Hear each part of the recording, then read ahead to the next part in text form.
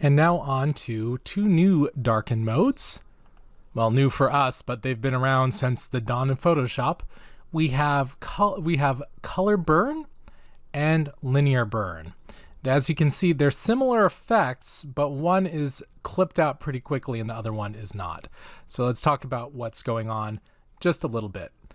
In the case of color burn, we have some things happening here, and let's break down the math real fast. We're essentially doing an invert, a divide, and an invert again.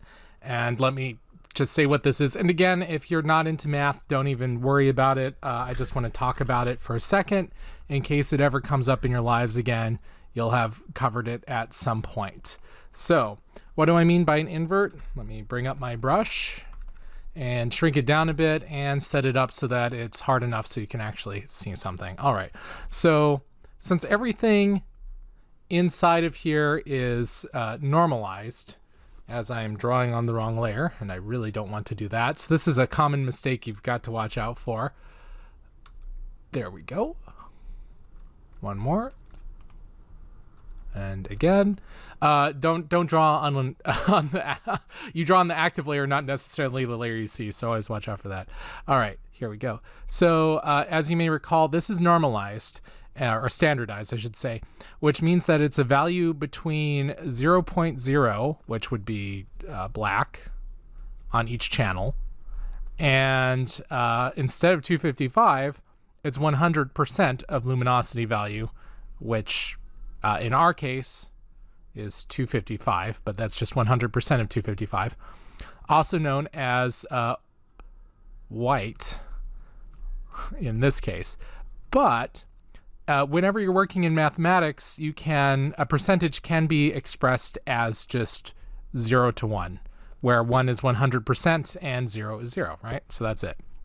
So since we've got this amount never larger than 1, if we subtract it from 1, we'll get the opposite of it because we're working with percentages again. So let's say that we wanted to have the inverse, or I suppose I should say the invert of 30%.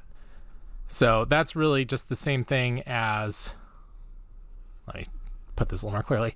Let's say that we wanted to get the invert of 30%. Well, 30% is just the same thing as 0.3. So if we want the opposite of that, we just subtract 0.3 from 1 and we get 0.7. Now, does this make sense? Sure. Think of it this way.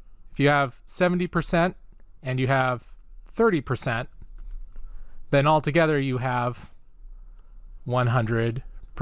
Yeah? So in other words, what we're really looking at with an invert is a line of potential from 0 to 100%. And we're saying if we moved a marker to the 30% point, what's on the other side?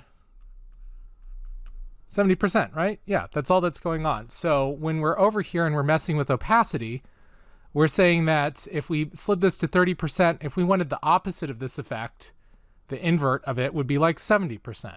That's all. And that's just the terminology being used by Photoshop engineers, not necessarily by statisticians. I am not a statistician, so don't throw these around in your stats class and then wonder why your stats teacher looks at you sadly. It's because I'm referring very specifically to this programming procedure that's designed. So with all of that in mind, let me clear this out. Just a moment. There we go. With all of that in mind, whenever we see something,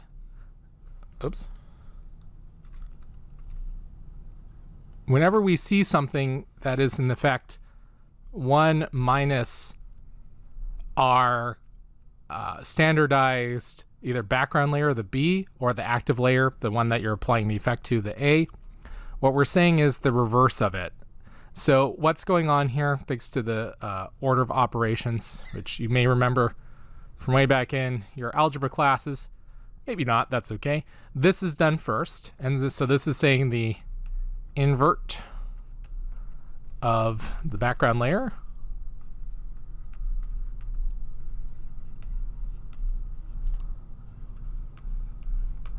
And then once that's done, the invert of the background layer is divided out by the standardized value of your active layer. And then all of that, because we've got this going on, all of that is then inverted a second time, which is crazy, right? So now we have the inverse of whatever all of that is. So what does that mean to us as artists? Let's take a look. It means this. If we go to color burn, we'll see that due to that division that's occurring, we end up with white very, very quickly. It will frequently clip out, and that's just life. We'll also notice that we're getting a little bit of clipping going on in the darker areas. So this is great for some effects, and you'll go, oh no, if only this were affected by fill opacity. Good news, it is. So you can tone it down a little bit as you tone down the opacity through the fill opacity, but you're still stuck with things getting burned out and clipped out. That's kind of how it goes, except we've also got linear burn, which is a lot more straightforward. It's just the active layer's luminosity values added to the luminosity values of the background layer. So they're just added together, and then 100% is knocked off. And you might go, well, that's an awful lot. Why would we want that? Well, think of it this way. If I had my brush once again not drawing on my background layer, think of it this way. If we have A at something like 50%, and then we had B at like 60%, we would end up with 110%, right? That's huge. That's going to be clipped to white, because anything that's over 255 and 100% is 255 luminosity values, right? It's just how we keep referring to it. It'll be clipped down to 255. So before that happens, we're just subtracting off 255 from it, because that's just another 100%. So we would have just 10% left. So what we're really doing there is I've heard it referred to as a sync sum. I think that's kind of a weird way to put it, and to be completely honest, I'm not entirely sure why it's called that. But what it means is that you end up with much less of a burned out effect. So let's go ahead and take a look at linear burn. There we go. So we're adding things together, which would normally result in stuff burned out all over the place, but then we're sinking it down by 255 luminance values. In other words, the entirety of white is being knocked out of it. So we have, once again, a layer that's affected differently by fill opacity than by opacity. So just to restate this, and I'm going to say it a few more times, multiply, color burn, linear burn, color dodge, linear dodge add, vivid light, hard mix, and difference are all affected differently by fill opacity than by opacity. So keep that in mind. So one more time, let's just take a look at what these do and what these mean. Color burn, we're going to clip, and it's going to clip badly. It's going to clip quickly. And if you want to, you can see how bad it's clipping by checking out the histogram. And instead of just a flat out histogram, I'm just going to go over to my levels here, because remember, we can do this. Alt click, look at all those. Alt click, look at all that. Look at all that clipping going on. Let's set this off to just normal mode real quick, and then go back to our levels. See, no clipping, it's fine. On the layer below, again, no clipping going on there. Little bit of clipping happening, which makes sense. We got all that white. Oh, look how much we could level in. Ooh. Anyway, we're not doing an adjustment right now. And then once we've set it to color burn, look at all that. We're just losing data everywhere. It's just getting clipped. Now, sometimes you might want something like this when you have duller images. It will be okay. But frequently, you'll end up going to color burn first, and then going to linear burn first, then going to color burn. Now, linear burn isn't without its issues either. You can see that we're clipping immediately down here. That's just the case, but notice that over here we're not clipping to white right away. We've got a lot more leeway. Whew, all right, so that's all of the darkening layers. So When in doubt, what do you want to do when you're trying to figure out what to darken? And keep in mind that lighter images are often what you'll want to darken. Rarely will you want to darken something that's already dark. The way I generally have approached it is to start with multiply, and then usually I'm done. But after that, try a linear burn and check the levels. It will have a more drastic effect going in there, and see how that treats you. Then if you don't mind clipping stuff out, go ahead and go to color burn, but watch out on that. It's with that division going on, you're just really clipping really fast, okay? And then maybe try darken color if you want a very different effect going in, and then if all else fails, just darken. But rarely do I ever use darken for anything unless I have black and white images, in which case it can be very useful.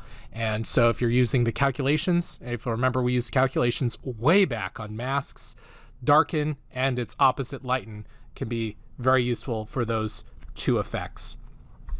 Now keep in mind too that if you want to knock out white altogether, then you can use some of the darkening effects to do that. So we've got this gentleman again. Watch what happens. He's covering up the lady on our left.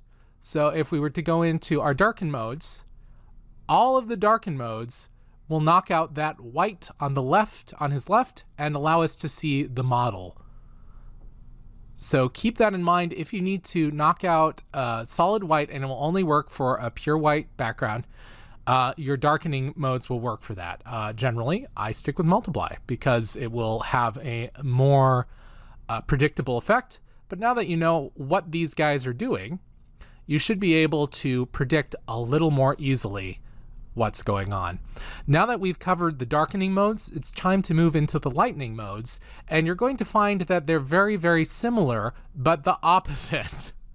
So for example, where darkening was a channel by channel on-off proposition, where the darker color survived on each pixel, lighten is the reverse. And you can see that these white pixels are the brightest possible pixels, and so they're winning out on everything. Okay, that said, we'll go into that on the next video. See you in a minute.